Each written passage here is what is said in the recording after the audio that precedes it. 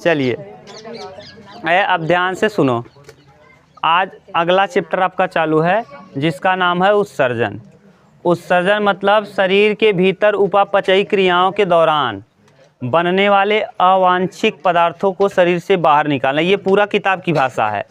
शरीर के भीतर उपापचयी क्रियाओं के दौरान बनने वाले अवांछित पदार्थ को शरीर से बाहर निकालने की प्रक्रिया को क्या कहते हैं? उत्सर्जन। ये भाषा थोड़ा सा अजीब है, किताब की भाषा है, घिचपिच है ना। देखो फिर हम क्या कर रहे हैं, सुन लो, पहले एक बार सुना करो आप, तब याद हो जाएगा।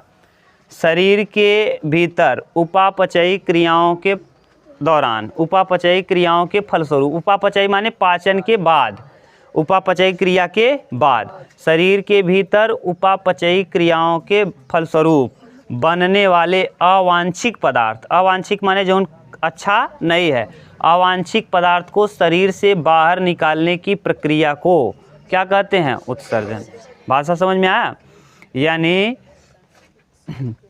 जो बोल दिए, अब ये भाषा, ये तो था किताब का, आप सोचो एकदम अपने भाषा में कि शरीर में हानिकारक पदार्थ को, शरीर में जो भी हानिकारक पदार्थ बना है उसको शरीर से बाहर निकालना उत्सर्जन कहलाता है। एकदम सीधा। जैसे शरीर के भीतर जो भी अपशिष्ट पदार्थ है, जो भी खराब पदार्थ है, उसको क्या करना? शरीर से बाहर निकालना। शरीर के लिए जो भी हानिकारक पदार्थ है उसको शरीर से बाहर निकालने की प्रक्रिया को क्या कहते हैं? उत्सर्जन कहते हैं। ठीक, जैसे कार्बन डाइऑक्साइड, तो कार्बन डाइऑक्साइड क्या माने कौन निकालता है? फेफड़ा। और जैसे यूरिया का उत्सर्जन यानी किडनी करता है पेशाब के रूप में। अभी हम लोग पढ़ेंगे तो यानी किडनी यूरिया का उत्सर्जन करेगा। एनस यानी गुदा मल का उत्सर्जन करेगा। स्किन त्वचा छोटे छोटे माने जो भी पसीना है, श्वेत ग्रंथियों के द्वारा जो पसीना है उसका उत्सर्जन करेगा। तो इस तरीके से तुझसे आई हुई अंदर का साथ फेरा ले। हाँ, उनके बांध देने घूमे, बस घूमे प्लान बना। अरे भाई पढ़ने आए हो, पढ़ो न दो। चलो देखो, हाँ अब बोलो, छोड़ो। देखो तो माने क्या बता रहे थे, क्या तुम लोग आगे बैठ के पूरा हाँ किडनी पेशाब का उत्सर्जन कर दिया, त्वचा भी उत्सर्जन करता है। तो जो उत्सर्जन में भाग लेंगे उन्हें हम कहेंगे उत्सर्जन तंत्र या उत्सर्जी अंग, उत्सर्जन में भाग लेने वाले अंग। ठीक, तो बहुत सारे अंग हैं, सबके विषय में हम लोगों को पढ़ना है। जैसे त्वचा है, त्वचा के बाद किडनी है, किडनी के बाद फेफड़ा है ना। ये सब क्या करेंगे? उत्सर्जन में भाग लेंगे। तो इन्हें हम लीवर भी उत्सर्जन में भाग लेगा ना। तो इन सब को हम कहेंगे उत्सर्जी अंग। तो अब पहले आप ये समझ लो कि उत्सर्जन माने शरीर के भीतर हानिकारक या अपशिष्ट पदार्थ को शरीर से बाहर निकालने की प्रक्रिया को उत्सर्जन कहते हैं। तो उत्सर्जन का मतलब यहाँ देखो, उत्सर्जन अंग्रेजी में एक्सक्रेशन कहेंगे, एक्सक्रेशन यानी उत्सर्जन। ठीक, एक्सक्रेशन या उत्सर्जन। अब देखिए क्या है, यहाँ हम लिख रहे हैं शरीर के बाहर क्या निकालना? शरीर में उपस्थित अपशिष्ट पदार्थ को, शरीर से अपशिष्ट पदार्थ को, अपशिष्ट ना समझ में आए लिख देना हानिकारक, ना हानिकारक समझ में आए लिख देना खराब, हानिकारक। तो शरीर से अपशिष्ट पदार्थ को बाहर निकालना क्या कहलाता है? उत्सर्जन, बाहर निकालना। लड़के अभी पूछ लेंगे परिभाषा ना, तो फिर जान लो। शरीर से अपशिष्ट पदार्थ को या हानिकारक पदार्थ को या खराब पदार्थ को शरीर से बाहर निकालने की प्रक्रिया को उत्सर्जन कहते हैं। न समझ में आया तो जो भाषा किताब का है उसको बोल दिए थे पहले। आप वीडियो को क्या करिएगा, रिप्ले करिएगा, फिर से मिल जाएगा दूसरा परिभाषा। 2-3 परिभाषा इसका बोल दिए, जो आपको अच्छा लगे उसको दीजिएगा। ठीक, अब देखिए ये अपशिष्ट पदार्थ होंगे कौन कौन। तो अपशिष्ट पदार्थ में अगर बात कर लें, अपशिष्ट पदार्थ, तो पदार्थ इसके अंतर्गत कौन कौन आ जाएगा? जैसे कार्बन डाइऑक्साइड है, कौन है? CO2 है, यूरिया है, अमोनिया है, यूरिया अमोनिया, हाँ जल भी है, अमोनिया है, जल है, अमोनिया नहीं दिखेगा इधर लिख दे रहे हैं अमोनिया। तो ये सब क्या कहलाते हैं? अपशिष्ट पदार्थ ना। तो इन्हीं सब चीज़ों को क्या शरीर से बाहर निकाला जाएगा, और बाहर कई अंग भाग लेंगे ना, तो ये तंत्र बन जाएगा, सिस्टम, उत्सर्जन तंत्र। तो कई अंग भाग लेंगे, इसीलिए इसको हम मिला करके क्या कहेंगे? उत्सर्जन तंत्र। तो पहले आप ये समझ लो कि उत्सर्जन का कितना प्रकार होगा। उत्सर्जन के कितने प्रकार? तो उत्सर्जन 4 प्रकार का। तो उत्सर्जन कितने प्रकार का? उत्सर्जन के प्रकार, उत्सर्जन के प्रकार, ध्यान से समझना। उत्सर्जन कितने प्रकार का होगा? 4। उत्सर्जन 4 प्रकार का। ये चारों के हम नाम लिख रहे हैं यहाँ, ठीक दिखेगा ना यहाँ, उसमें देखो दिख रहा है। पहला अमीनो अम्ल का उत्सर्जन, अमीनो अम्ल उत्सर्जन, अमीनो अम्ल का उत्सर्जन। दूसरा अमोनिया का उत्सर्जन, अमोनिया। तीसरा यूरिया का उत्सर्जन, यूरिया का उत्सर्जन। और चौथा यूरिक अम्ल, यूरिक अम्ल का उत्सर्जन। किसका किया जाएगा? यूरिक अम्ल का। अब ध्यान से बताना भैया, जो हम आपसे प्रश्न पूछ रहे हैं, ये अमीनो अम्ल का जो उत्सर्जन करेगा ना, इसको कहेंगे अमीनोटेलिज्म। अमीनो, तो इसे कहते हैं अमीनोटेलिज्म, अमीनोटेलिज्म, अमीनोटेलिज्म या अमीनोटेलिज्म देख लेना। और ये अमोनिया का उत्सर्जन करने वाले अमोनोटेलिज्म कहलाते हैं। AMM देखो वहाँ दिया होगा मीनिंग, हाँ ONO, अमोनोटेलिज्म, टेलिज्म। देख लो एक बार, यहाँ सही लिखे हैं अमोनोटेलिज्म ना। यूरिया का उत्सर्जन यूरियोटेलिज्म, यूरियोटेलिज्म ना। और जो यूरिक अम्ल का उत्सर्जन करेगा इसे कहेंगे यूरियोटेलिज्म। देख लो एक बार, यूरिकोटेलिज्म,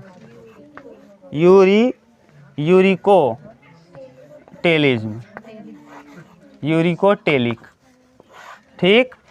तो अब आपसे ये भी प्रश्न पूछता है कि जो अमोनिया का अमीनो अम्ल का उत्सर्जन करे उसे क्या कहते हो? अमीनोटेलिज्म। जो अमोनिया का उत्सर्जन करे उसे क्या कहते हो? अमोनोटेलिज्म। जो यूरिया का उत्सर्जन करे उसे यूरियोटेलिज्म। और जो यूरिक अम्ल का उत्सर्जन करे उसे यूरिकोटेलिज्म। तो यूरिक अम्ल का उत्सर्जन यूरिकोटेलिक, अमोनिया का उत्सर्जन अमोनोटेलिज्म। देखो यूरिया, अमोनिया टेलिक, अच्छा सी, बस। और इसमें भी ठीक, बस अब सही है ना, वो वाला सही है ना। अमोनियोटेलिक माने अमीनो अम्ल का उत्सर्जन करने वाला जो भी जीव जंतु किसका उत्सर्जन करेंगे? अमीनो अम्ल का, उसे हम कहते हैं क्या? अमीनो अम्ल का उत्सर्जन। और ऐसे जीव जंतुओं को अमीनोटेलिज्म में कहा जाता है। समझ गए? अमीनोटेलिज्म। अमोनिया का उत्सर्जन करने वाले अमोनोटेलिज्म कहलाते हैं, अमोनोटेलिज्म। और जो जंतु करते हैं उन्हें अमोनोटेलिक कहते हैं। क्या कहते हैं? जो जंतु अमोनिया का उत्सर्जन करते हैं उन्हें कहते हैं अमोनोटेलिक जंतु, अमोनोटेलिक। देखो एक बार वहाँ दिया होगा अमोनोटेलिक जंतु, अमोनोटेलिक दिया है। अमोनोटेलिक जंतु, जो जंतु किसका उत्सर्जन करेंगे? अमोनिया का, उसे हम कहते हैं अमोनोटेलिक। आपसे प्रश्न पूछा जाएगा अमोनोटेलिक जंतु किसे कहते हैं? तो वे जंतु जो अमोनिया का उत्सर्जन करते हैं उसे हम क्या कहते हैं? अब इन तीनों में देखो आपको कुछ नहीं लिखना, इसमें भी नाइट्रोजन का उत्सर्जन किसके रूप में होगा? अमोनिया। इसमें लिखना है नाइट्रोजन का उत्सर्जन किसके रूप में होता है? अमोनिया के रूप में। नाइट्रोजन का उत्सर्जन, नाइट्रोजन का उत्सर्जन किस में? अमोनिया के रूप में ना। यहाँ देख लो, उल्टा तो नहीं बोल रहे हैं। और यहाँ नाइट्रोजन का उत्सर्जन यूरिया के रूप में ना। और यहाँ नाइट्रोजन का उत्सर्जन यूरिक अम्ल के रूप में। तो आप बोलोगे परिभाषा कैसे? अगर आपसे पूछ लिया जाए यहाँ अमीनो अम्ल का उत्सर्जन होता है, किसका? अमीनो अम्ल का। हाँ, कहाँ? इसमें हाँ, यूरिया का अमोनिया में। अच्छा सॉरी, ठीक, हाँ ठीक है, अभी बताएंगे तो आपको क्लियर हो जाएगा। इधर उधर थोड़ा बहुत इधर होगा ना, तभी जब पढ़ाना चालू करेंगे तो बताएंगे। किडनी अधिक हानिकारक पदार्थ अमोनिया को कम हानिकारक पदार्थ किस में बदल देता है? यूरिया में ना। ये बताएंगे तो क्लियर हो जाएगा। किडनी जो है, गलत लिख दिए थे, किडनी क्या करेगा? कम हानिकारक पदार्थ अधिक हानिकारक पदार्थ अमोनिया को किसमें? यूरिया। और इसको बदलने में इसकी मदद करेगा कौन? लीवर। कौन? लीवर। तो इसीलिए इन वाले जो अमोनिया का उत्सर्जन करेंगे ना, उसे हम लोग कहेंगे क्या? जो भी हैं, जितने भी लीवर वाले होंगे ना। तो अभी आप लोग एक एक करके पढ़ोगे तो एकदम क्लियर हो जाएगा क्या कैसे है। तो जो अमीनो अम्ल का उत्सर्जन करेंगे उन्हें क्या कहोगे? Amino tail. इसमें कौन कौन जंतु आएगा? तो इसमें आ जाता है कौन? घोंघा और सीपी। घोंघा और सीपी और इकाइनोडर्मेटा।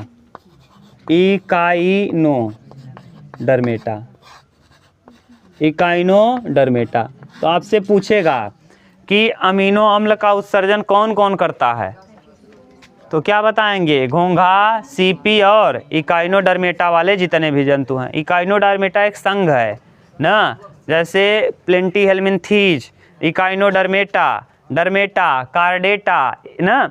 और ये जो केचुआ आता है, केचुआ अब किस में आता है? आर्थ्रोपोडा में वो आते हैं, जितने भी कीट मकोड़े हैं ना, आर्थ्रोपोडा। तो अलग ऐसे जंतुओं का संघ होता है। तो इसी प्रकार इकाइनोडर्मेटा भी एक क्या है? संघ है। ठीक, जैसे एकिडना है, एकिडना, बतख, चोच, ये सब आते हैं, एक संघ है इन सब का ना। तो इसी तरीके से अब यहाँ अमीनो अम्ल का उत्सर्जन यानी अमोनिया का उत्सर्जन, यूरिया जो कम हानिकारक पदार्थ, अधिक हानिकारक पदार्थ है, कम हानिकारक है, और ये अमोनिया अधिक हानिकारक पदार्थ है। ठीक, तो इनका जो उत्सर्जन करेंगे उसे हम कहेंगे क्या? अमोनोटेलिक जंतु। अमोनोटेलिक जंतु, और इनके उत्सर्जन को अमोनोटेलिज्म कहते हैं। अमोनोटेलिक, तो जो जंतु करते हैं उनको क्या कहते हो? अमोनोटेलिक ना, अमोनोटेल। इसमें कौन कौन आएगा जंतु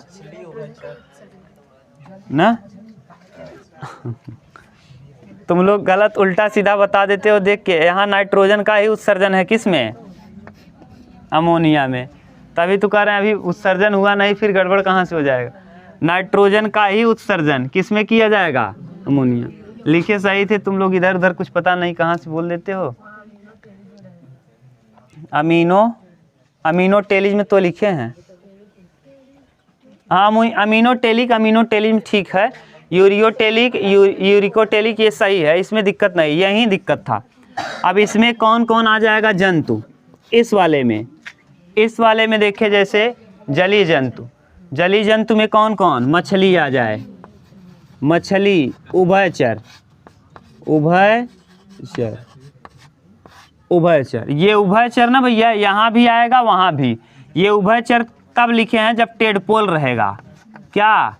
टेडपोल, यानी जब मेढक बच्चा रहेगा तो उसको कहते हैं टेडपोल ना। तो इसको पानी की ज़्यादा ज़रूरत होती है, यानी जो अमोनिया माने नाइट्रोजन को अमोनिया के रूप में बाहर निकालते हैं, इनको ज़्यादा पानी की आवश्यकता होती है। अगर पानी कम रहेगा फिर इनको दिक्कत होगा। तो ऐसी स्थिति में जो नाइट्रोजन को डायरेक्ट किस में निकाल रहे हैं? अमोनिया के रूप में। ये अमोनिया ज़्यादा हानिकारक है, तो ज़्यादा हानिकारक पदार्थ में जब निकालेंगे ना भैया, तो इनके लिए क्या चाहिए? पानी अच्छा खासा चाहिए। तो ये पानी में ही उत्सर्जन करते हैं। तो जो इसी तरीके से आप समझ पाओगे ना, फिर दिक्कत होगी। यानी अमोनिया कौन ज़्यादा खतरनाक है, यूरिया की अमोनिया? अमोनिया। तो अमोनिया का जो भी जीव जंतु उत्सर्जन करेंगे वो कहाँ रहेंगे, ज़्यादातर पानी में ना, क्योंकि ये ज़्यादा हानिकारक पदार्थ है जैसे आसानी से बाहर निकाला जा सके उत्सर्जन के दौरान। ठीक, ये वाला यूरिया है जो यूरियोटेलिक जो कहलाएंगे, यूरियोटेलिक इस नाइट्रोजन को किस में बदलेंगे, यूरिया में। इसकी 3-4 चीज़ें खास हैं, जैसे इसमें स्तनधारी आएंगे। कौन, स्तनधारी। स्तनधारी इसमें ना, इसमें स्तनधारी के साथ साथ मेढक भी आ जाता है, क्योंकि मेढक, टेडपोल नहीं, मेढक इसी के अंतर्गत आ जाएगा। इसमें दूसरी बात ना क्या पाया जाएगा, लीवर पाया जाएगा। क्या, लीवर, इसमें लीवर पाया जाएगा, लीवर, यकृत पाया जाएगा, लीवर। यही लीवर क्या करेगा, अमोनिया को यूरिया में कन्वर्ट करेगा, और यूरिया में कन्वर्ट करके किसके पास छोड़ देगा, किडनी के पास, और किडनी उसको फिर माने छान करके बाहर निकाल देगा पेशाब के रूप में। पता चला दिक्कत है, जैसे बहुत ज़्यादा देर तक पेशाब को आप रोक रहे हैं तो फिर से वो किस में बदल जाएगा, अमोनिया में, और अमोनिया में बदल गया तो आपके लिए घातक है। तो इसीलिए ज़्यादा देर तक पेशाब को रोक कर नहीं रखना चाहिए ना। ये सब है, आप जानते रहो, ये नहीं ठंड लग रही गद्दा में घुसा रहे है ना, तो गड़बड़ हो जाए। आप देखो, और ये बदबूदार होता है, यूरिया की तुलना में अमोनिया ज़्यादा बदबूदार होता है। नहीं तो जिस दीवार पे कोई पेशाब करता है, आप देख लो कुछ टाइम बाद वो क्या दुर्गंध देने लगता है। किसकी दुर्गंध आती है वहाँ, तो पेशाब करने वाला जहाँ पेशाब किया जाता है उस दीवार से किसका दुर्गंध आता है, अमोनिया का, यूरिया का नहीं बल्कि किसका। और अमोनिया ज़्यादा घातक है। अमोनिया जिस स्थान पे पड़ेगा ना, अगर पपड़ी पूरा छोड़ देगा दीवार दे, हाँ ये जान लो, तो समझ गए। तो ये खतरनाक है। इसको कन्वर्ट करता है कौन, लीवर, तो स्तनधारी में रहेगा। अगला आता है यूरियोटेलिक। ये इसका भी एक विशेषता है, ये हमेशा ठोस रूप में निकाला जाएगा। किस रूप में, यूरिक अम्ल, यूरिक अम्ल ठोस रूप में। तो इसको निकालने के लिए पक्षी और सरीसृप, पक्षी, सरीसृप, छिपकली देखो उत्सर्जन के रूप में कभी तो ना देखना, आपके घर में होगा तो उत्सर्जन ये करती है ना, तो ऐसी स्थिति में आप इसका उत्सर्जन देखना ठोस रूप में रहेगा। तो ये किस रूप में उत्सर्जन करेंगे, तो जो यूरिक अम्ल का, नाइट्रोजन को यूरिक अम्ल में उत्सर्जित करते हैं उन्हें हम कहते हैं यूरियोटेलिक। क्या कहते हैं, यूरियोटेलिक। इसमें पक्षी आता है, कौन कौन, पक्षी आ जाएगा, पक्षी के साथ सरीसृप यानी सांप, जैसे छिपकली है, ये किसके अंतर्गत आएगा, सरीसृप। तो सरीसृप, और कीट जितने भी हैं, कीट, ये किसके अंतर्गत आएंगे, सब के सब किसमें, यूरिक अम्ल में।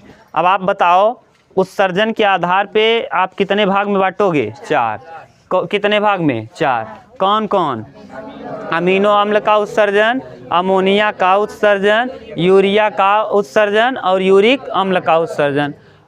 यहाँ अमीनो अम्ल का जो उत्सर्जन करते हैं उन्हें हम क्या कहते हैं, अमीनोटेलिज्म ना, अमीनोटेलिज्म। इसके अंतर्गत कौन कौन आते हैं जीव जंतु, एग्जाम्पल इसका क्या है, घोंघा है, सीपी है, इकार्डियोडर्मेटा।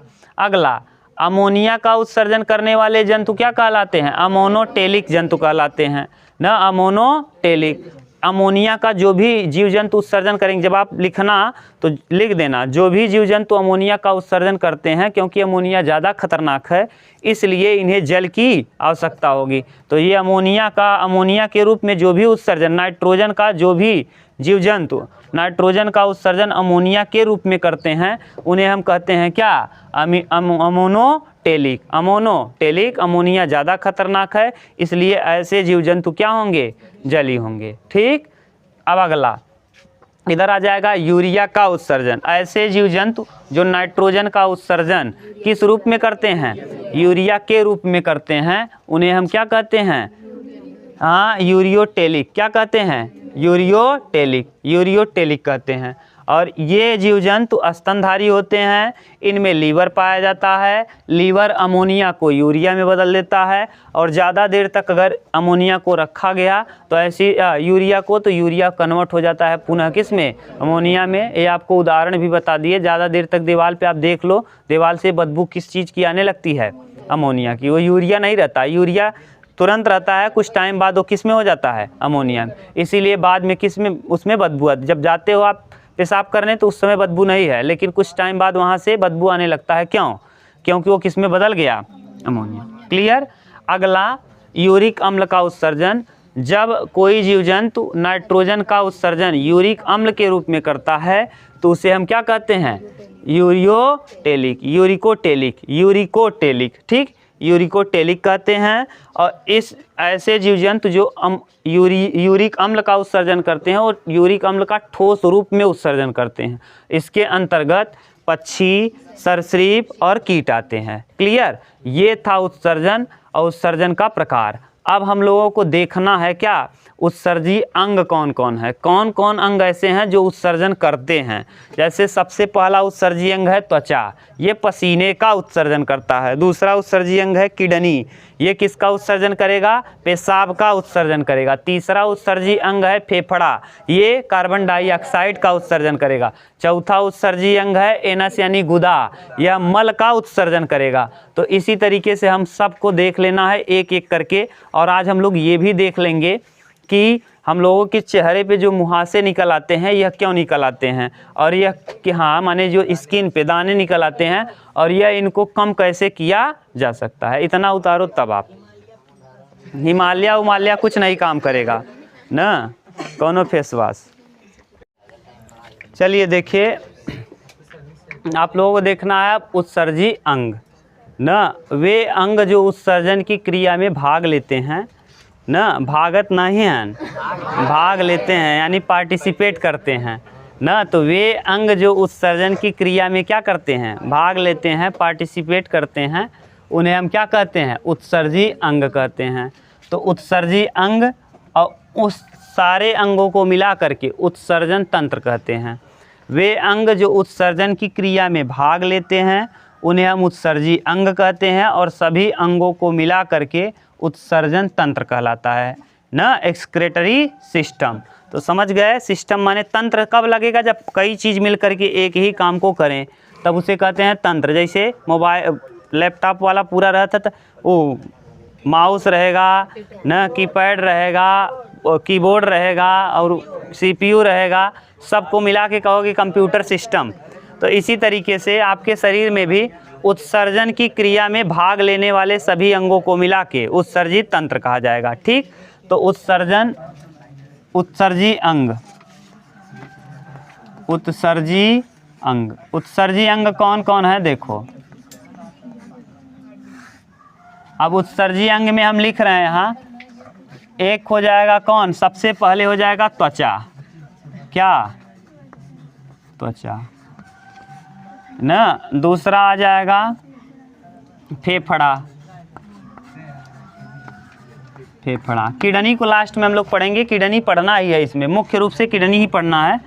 तो यहाँ यकृत, यकृत यानी लीवर। चौथा गुदा, एनस, गुदा। और अब लिख लेना क्या? किडनी, किडनी यानी क्या? वृक्क, वृक्क अंग्रेजी में किडनी, इसे एनस, इसे लीवर, इसे लंग्स, इसे स्किन। ठीक, तो देखिए स्किन क्या करता है, किस किस चीज़ का उत्सर्जन करता है? स्किन जो हाँ त्वचा जो है, ये ध्यान से सुनो। अब त्वचा किसका उत्सर्जन करेगा? पसीने का उत्सर्जन करेगा और तेल का। सीबम कहते हैं, सीबम। दो श्वेत ग्रंथि होगी और तैलीय ग्रंथि होगी। श्वेत ग्रंथि और कौन सी ग्रंथि? श्वेत ग्रंथि और तैलीय ग्रंथि, श्वेत ग्रंथि और तैलीय ग्रंथि। श्वेत ग्रंथि से किसका? पसीना और लवण का, पसीना ना प्लस लवण ना, और इससे तेल का यानी सीबम का, सीबम। अब ध्यान से सुनना, जो हमारा त्वचा है यह किस किस चीज़ का उत्सर्जन कर रहा है? पसीने का, और लवण न समझ में आए तो नमक का। आप लोग देखो, कभी पसीना, कभी आप काम कुछ करते रहो, पसीना यहाँ आ जाए और चुई जाए कहाँ? ऊपर, तो चाट लेवत कैसन लागे वो नमकीन, तो इसका मतलब वो नमक वही है लवण न लवण और जल बनता था। याद करो, जब अम्ल और क्षार क्रिया करता था तो लवण और जल बनता था। तो बस यही, यानी पसीने का उत्सर्जन होगा और लवण का।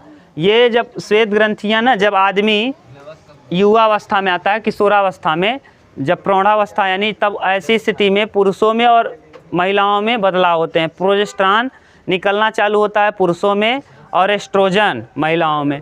प्रोजेस्टेरॉन निकलने से पुरुषों का ये टेटुआ आगे निकल आता है, दाढ़ी मूंछ बढ़ने लगता है ना। हार्मोन बहुत तेज़ी से स्रावित होता है, बहुत तेज़।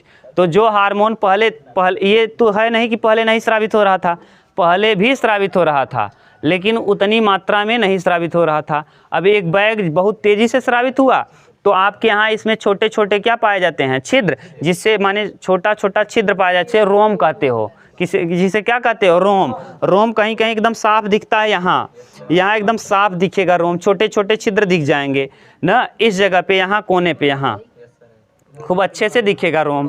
तो यानी ये रोम यहाँ भी है, इस आपके चेहरे पर भी रोम है।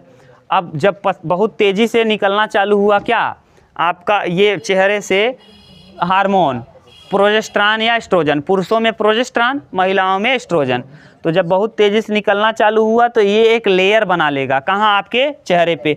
और जब चेहरे पे लेयर बनाएगा, आप सोचो कोई चीज़, जैसे कोई चीज़ निकल ही ना पाए, जब निकल नहीं पाएगा तो वही में कहते ना, ना निकल पाओ तो ही भी ना फूटत पकता। जैसे कहो गाँव में सुने हो, चोट लग गया तो कहथिन खूनवा निकल गया तो बल्कि ठीक रहा, अब जमी गए, कहथिन ना। जैसे कवाड़ी वाड़ी दब गया अंगुली और खून निकल गया तो खुश रहथिन, बढ़िया बा खून निकल गया, और ना है तो कहाँ का हो जाता, वहाँ दरे काला हो जाता है। तब बस ऐसे ही चेहरे पर भी दाना निकल आता है।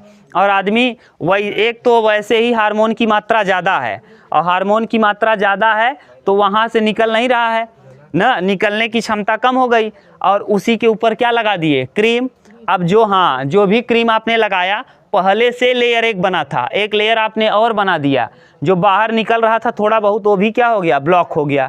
अब वो और तेज़ी से वहाँ बनना चालू होगा और पस बन जाएगा पीप की तरह। और जब दबाओगे तो दबा के निकालोगे तो पीला पीला कलर या वाइट कलर का निकलेगा, जिसे मेवात कहोगे आप ना। अब वो निकलना चालू होगा, फिर बाद में उसमें काले रंग का निकलेगा, क्योंकि वो लेयर बना दिया है। जब त्वचा पढ़ेंगे अच्छे से पूरा तो बता देंगे, तब ये एक लेयर बना लिया। जब त्वचा पढ़ेंगे, अभी आप वो टॉपिक है ये नहीं, लेकिन फिर भी बता दे रहे हैं। तो हार्मोन ज़्यादा सक्रिय, आप देखो छोटे बच्चों को निकलता है ये नहीं, जब हार्मोन निकलना चालू हुआ तभी ये देखा होगा आपने ना। और स्रावित ज़्यादा होता है तो ज़्यादा देखने को भी मिलता है। किसी महिला में, बहुत रेयर महिला में मिलेगा देखने को, पुरुष में देखोगे तो बहुत ज़्यादा ही मिल जाएगा। अभी इतने लोग बैठे हो, महिला में देख लो एक आँख को निकला होगा, बहुत कम, और पुरुष में देखो सबके पास 2-4 दाने लेके घूम रहे हैं ना। महिलाओं का कारण हो जाता है इनको और ना निकले। ये जब निकलना चालू होता है ना तो ये क्रीम पाउडर का इस्तेमाल ज़्यादा कर देती हैं ना। आप फेस वॉश का यूज करिए, जब फेस वॉश लगाएंगे तो धुल लेंगे तो हो सकता है कुछ हार्मोन का जो लेयर है वो क्या हो जाए, हट जाए ना। कुछ चीज़ों का आप, हम जो भी मिट्टी है, कुछ भी आता हो, अब मुझको उतना पता नहीं है, आप लगाओगे ना, जो चीज़ साफ करता हो वो क्या कर देगा, हटा देगा।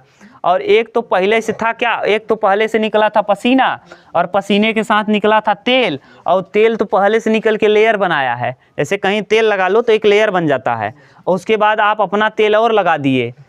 शरीर से सो के उठो तो यहाँ देखो ऐसे करोगे ना, चिकना रहता है एकदम, और सूजा हुआ मुँह लगता है। जब कभी आप सो लो, ज़्यादा आप सो लो तो उस समय देखोगे आपका मुंह क्या रहेगा, सूजा लगेगा और चिकना लगेगा एकदम मस्त ना। क्यों? क्योंकि वहाँ से क्या निकल गया है, तेल।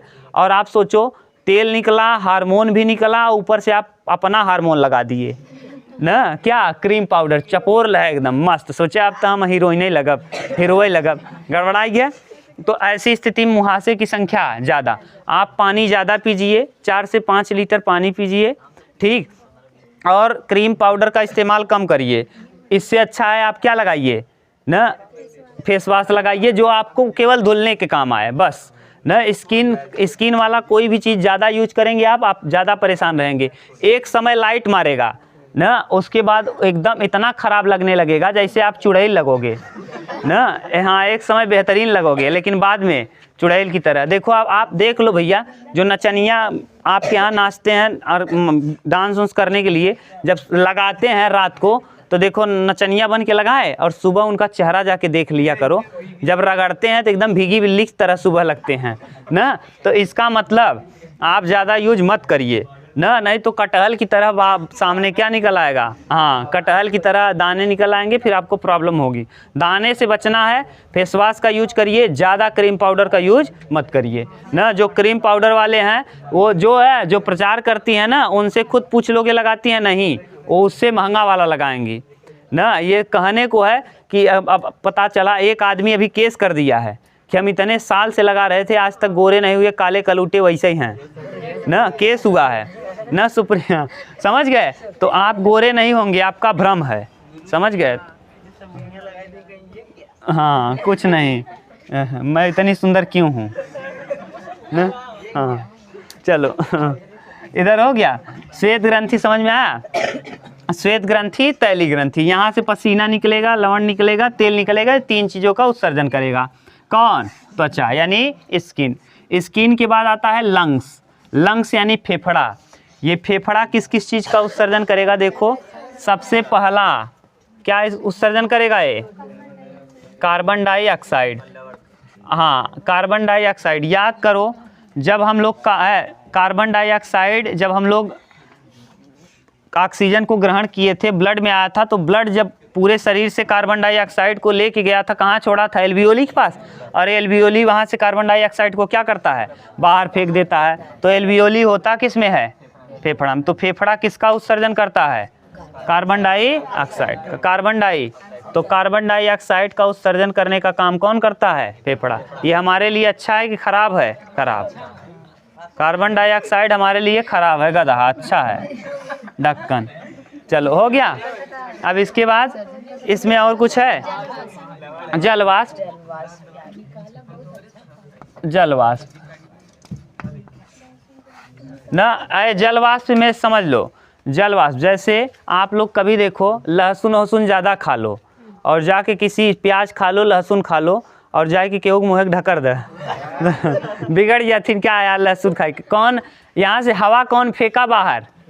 क्योंकि हवा फेंकने का, अंदर हवा लेते हो कहाँ जाता है? फेफड़े में। और फेंकेगा कौन बाहर? फेफड़ा। तो लहसुन प्याज अब जब आप खाते हो तो कभी कभी किसी के मुंह पे आप बोल दिए तो समझ जाता है कि आप क्या खा के आए हो? लहसुन। क्या कौन निकाला बाहर? फेफड़ा। तो मसाला अगर खा लेते हो तब भी पता चल जाता है कि आपने आज कोई मटन वटन खा के आया है क्या, या फिर गुटखा खा लिए हो तो गुटखा का भी सुगंध बाहर निकल आता है। तो कौन निकाल रहा है हवा के बाहर? फेफड़ा। तो जलवाष्प को भी निकालता है, लहसुन प्याज के गंध को भी निकालता है, और मसाले में जो ऐसे होते हैं जो जलवाष्प के रूप में बाहर निकले। अब जलवाष्प आपको कम समझ में आ रहा होगा।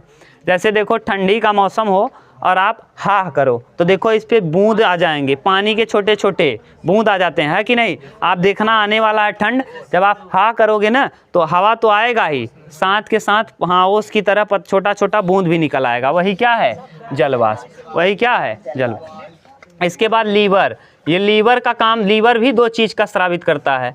लीवर एक को करेगा, देखो एक अमोनिया जो भी बहुत खतरनाक है, अमोनिया को किस में बदल देगा? अमोनिया को यूरिया में। अमोनिया एक खतरनाक पदार्थ है जिसको यकृत यानी लीवर किस में बदल देता है? यूरिया। अमोनिया को ही नहीं बल्कि बहुत सारी दवाइयों को भी ये जितना ज़रूरत रहता है उससे कम ही प्रोवाइड करता है। कौन? लीवर। लीवर डैमेज हुआ तो आपके शरीर का सब कुछ डैमेज हो जाएगा। लीवर अगर डैमेज होता है ना तो लीवर खराब होने पे जैसे सांप में केचुल नहीं छोड़ता, उसी तरीके से हाथ पैर में केचुल छोड़ने लगता है, समझ लो त्वचा में। हमारे गांव में एक लोग का लीवर डैमेज हो गया था, देखी नहीं थी? शंकर अरे बंटू के पापा, नहीं देखे हो? अरे उनके पैरों में देखे नहीं थे कैसा केचुल की तरह हो गया था? तो उनका क्या डैमेज था? लीवर। क्योंकि देखो अमोनिया जो था उसको यूरिया बना रहा था, अब बनेगा नहीं, गड़बड़ हो जाएगा। दूसरा, ये लीवर और भी उत्सर्जन करता है बिलिरुबिन का। याद करो आपको जब पढ़ाए थे हीमोग्लोबिन पढ़ाए थे, हीमोग्लोबिन।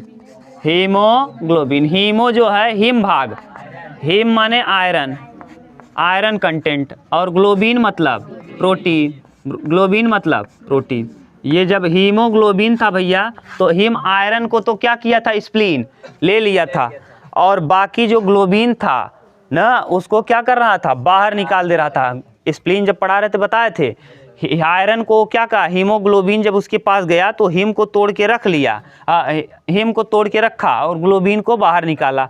इस ग्लोबिन प्रोटीन को लिया कौन, लीवर, और लीवर इसको बना देता है बिलिरुबिन। क्या बना देता है, बिलिरुबिन। और यही मिल जाता है आपके छोटी मान में, छोटी आंत के ड्यूडेनम में। याद करो, ड्यूडेनम जेजुनम ना, जब पेट वाला आपने पढ़ा था तो पेट के बाद पहला भाग जो था ड्यूडेनम, ड्यूडेनम में क्या, ग्रहणी, इसमें भोजन आता था और उधर से डक्ट आती थी। कौन सी डक्ट ना, वहाँ लीवर वाली डक्ट, और वो लीवर वाली डक्ट कोलोसिस्टोकाइनिन ये बताया था, और जाके उसमें कहाँ मिल रहा था, यहाँ जाके मिला, और वहाँ पे बिलिरुबिन मिल रहा था। कौन चीज़, बिलिरुबिन। और यही बिलिरुबिन हमारे लैट्रिन के रंग को कैसा बनाता है, पीला। याद है ना, लैट्रिन के रंग को पीला बनाने का काम कौन करता है, बिलिरुबिन। तो ये दो चीज़ों का उत्सर्जन करता है, किसका किसका, अमोनिया को यूरिया में बदल देगा, और बिलिरुबिन को भी, जो हानिकारक पदार्थ बिलिरुबिन है उसे हमारे पेट में मिला देता है, फिर लैट्रिन के रास्ते वो बाहर। अब जब इसकी मात्रा ज़्यादा हो जाएगी तो पीलिया हो जाता है, ठीक। और गुदा, एनस यानी ये किसका त्याग करता है, मल का, ठीक, इसके द्वारा क्या निकलता है, मल। अब बच गया क्या, किडनी, और एक किडनी ही इस चैप्टर में पढ़ना है। मुख्य रूप से हमको क्या पढ़ना है, किडनी। किडनी पढ़ेंगे हम लोग कल, ठीक। कल किडनी के विषय में पढ़ना चालू करेंगे और अच्छे से सब कंप्लीट कर लेंगे।